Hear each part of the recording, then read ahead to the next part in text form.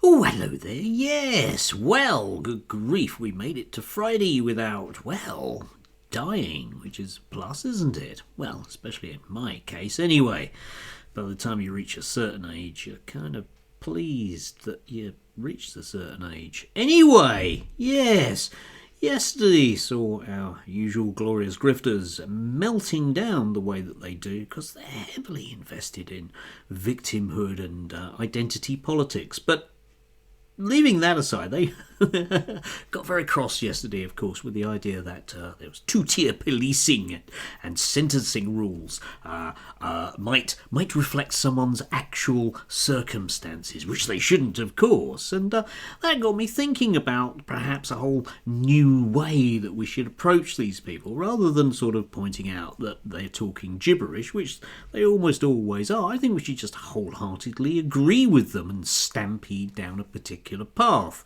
So that got me to thinking about, all of those dreadful things that we do that mean that we have two-tier policing. And, in terms of the grifter class in particular, there are all those people that go out on demonstrations with farmers. And bearing in mind that lots of these people, your Kemi Badenochs et al., were demanding that the police go in with batons to clear people out of the road, then I would have thought that they would be quite happy with coming home with the occasional bruise or indeed a 5-year prison sentence. And for that matter, I think it should be perfectly acceptable for members of the public to, drag farmers off their tractors and throw them to the side of the road. After all, that would be reasonable, wouldn't it? Yes. And of course you can go further with this whole two-tier policing thing as well, because we do need, of course, the law to be applied equally. And, all of those commentators who have stated categorically that there's no way that they're going to pay their BBC licence fee, I think should,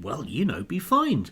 And when they decide maybe not to pay the fine, that they should get a prison sentence. After all, that would be the law being applied fairly with, no favours, yes? Wouldn't that be a good idea? And as I mentioned to somebody in the comments a few days ago, if you look at cases of fraud and tax evasion in this country, the majority, the overwhelming, much higher than the percentage of the population that actually do this, are white men, and yet they are the least likely to go to prison for such things. But I think, if I was a Rupert Lowe, for example, I'd be insisting that these people aren't given preferential treatment by Inland Revenue, but basically, the boys go round and you basically either write them a cheque or you're banged up. That would be the correct way, wouldn't it? Yes?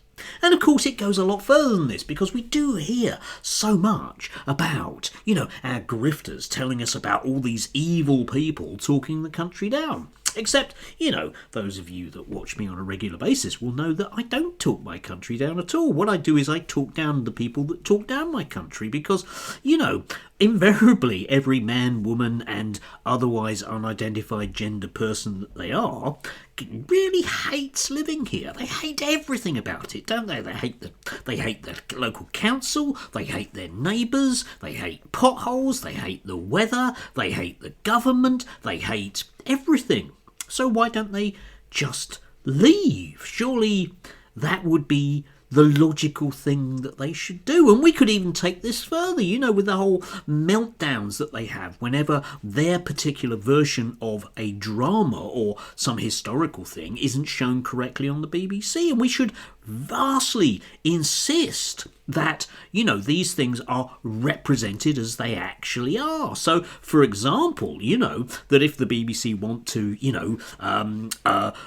present an article about, Father Christmas, that it should just contain nobody at all, because, of course, Father Christmas isn't real, and we wouldn't want young people turning out to be snowflakes. Otherwise, they'd turn out to be rubbish, wouldn't they? We couldn't tell young people anything other than the brutal truth, could we?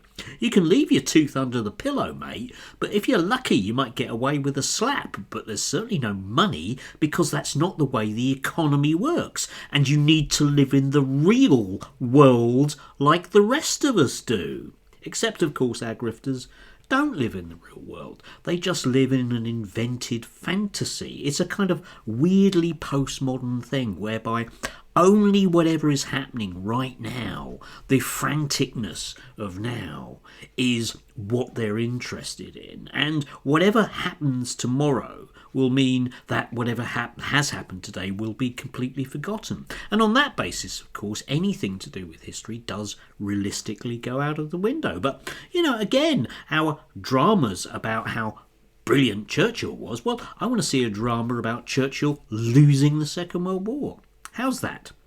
In terms of, him losing the election at the end of the Second World War. How's about that? Let's have a special one about that, shall we? Because that's reality, folks, all right? That is reality. And maybe, we could even spread this a bit further. We could have some reality about the what was going on with Brexit. And maybe, if you want to take it back to the realm of both politics and justice, we could finally have some people being asked some awkward questions about where exactly all the money for track and trace went. That might be an idea. But I have the feeling that our grifters at that point will slink off and decide that maybe it wasn't such a good idea after all. But I will insist that we carry on. They mustn't be allowed to live in their own little fantasy. We must live up to reality. Otherwise we will be little snowflakes, won't we? That would make us no better than Gen Z. Yeah. Anyway, do have a glorious Friday. Yes.